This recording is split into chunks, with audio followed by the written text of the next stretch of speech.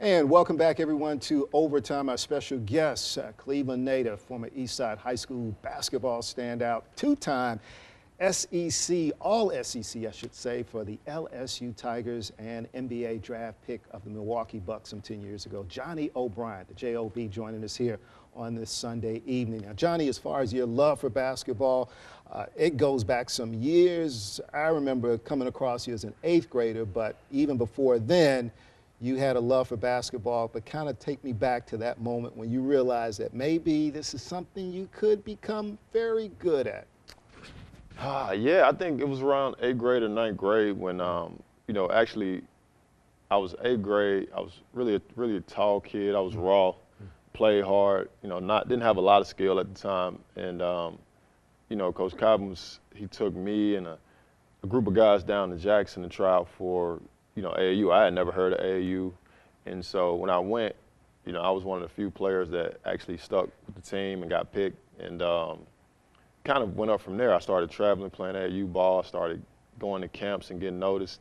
And I would say one particular event was when I was about 9th or 10th grade, I don't remember, and I joined USA Basketball.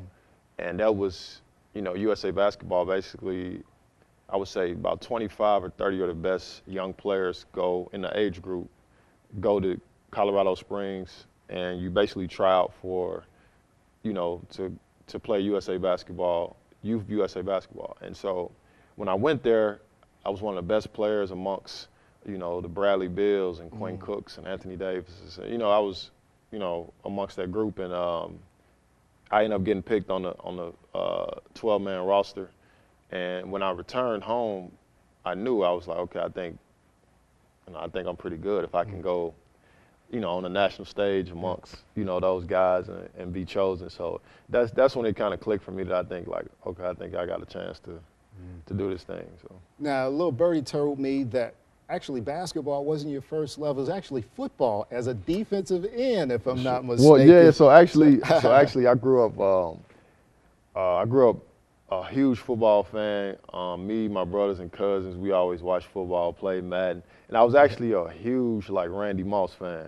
It's one of my favorite athletes ever growing up. And actually, that was what I wanted to do. I wanted to be the next Randy Moss, and so started playing football, man, and played in middle school. I played flag football growing up, and then once I started playing basketball, I kind of started getting ranked and noticed pretty quick. And then with my travel schedule, I just kind of wasn't able to commit to football and end up choosing basketball. So. Yeah. Not too many 6'10" receivers floating around either for sure. And down here in Mississippi, man, it's hot. It's hot out there. So sure. Some of your fond memories when you look back at your childhood, playing basketball, being raised in Cleveland, and attending Eastside High School. When you look back at that time, what kind of stands out when you reflect on those moments?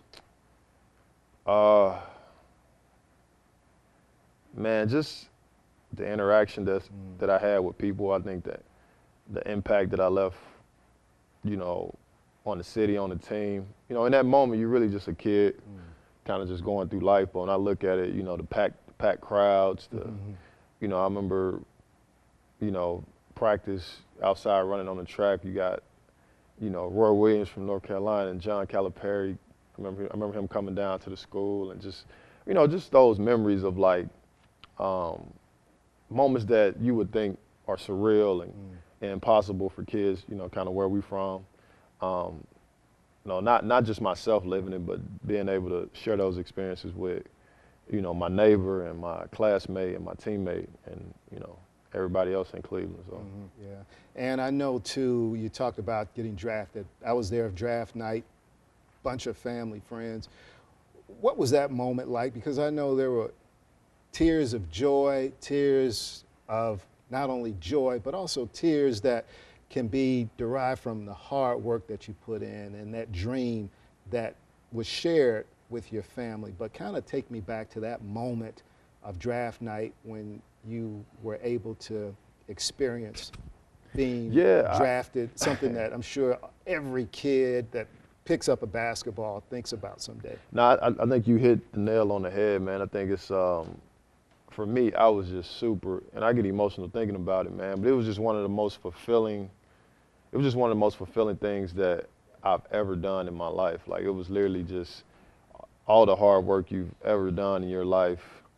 You know, all the times I've, you know, watched the NBA and seen the guys that I look up to, and you pour your heart and soul into basketball as a kid, and that's like the ultimate reward. And that night, man, and, you know, my mom sacrificed a lot. You know, everybody there that was close sacrificed a lot. You know, you talk about Coach Cotton, my AAU coaches, like, they all, you know, put time and effort into helping me on that journey. So when my name got called, it was the most surreal feeling I ever felt. So.